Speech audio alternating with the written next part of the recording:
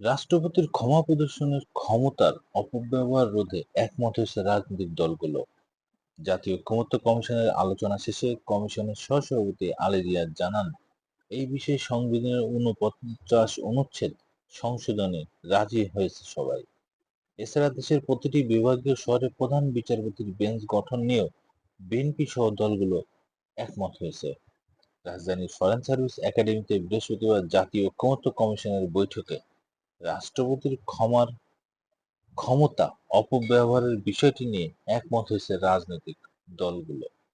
কমিশনের সহসভাপতি ডক্টর আলী রিয়াজ জানান, এই বিষয়ে সংবিধানের ৪৯ অনুচ্ছেদ সংশোধনে একমত। ৪৯ অনুচ্ছেদের সংশোধনের যে প্রস্তাব ঐকমত্য কমিশনের পক্ষ থেকে তৈরি করা হয়েছিল, তার আলোকে যে রাজনৈতিক ঐকমত্য তৈরি হয়েছে সেটা ভবিষ্যতে সংবিধানে অন্তর্ভুক্তির মধ্য দিয়ে বাস্তবায়িত হবে।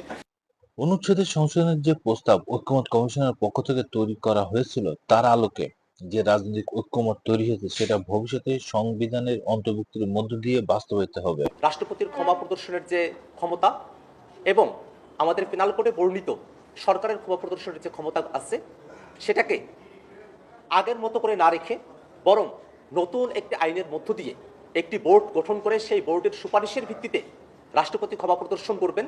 রাষ্ট্রপতি যেন এককভাবে ক্ষমা প্রদর্শন করতে না পারেন, সেই জন্য ভুক্তভোগীর অনুমতি ও সুপারিশ প্রক্রিয়া বাধ্যতামূলক করতে হবে বলে জানান এনসিপি। যে সংবিধানে আমাদের ইউনিক একই ধরনের সুপ্রিম কোর্ট থাকবে এক কেন্দ্রিক ঢাকায়, আর বিভাগীয় শহরগুলোতেও হাইকোর্ট বেঞ্চের সম্প্রসারণ করা হবে।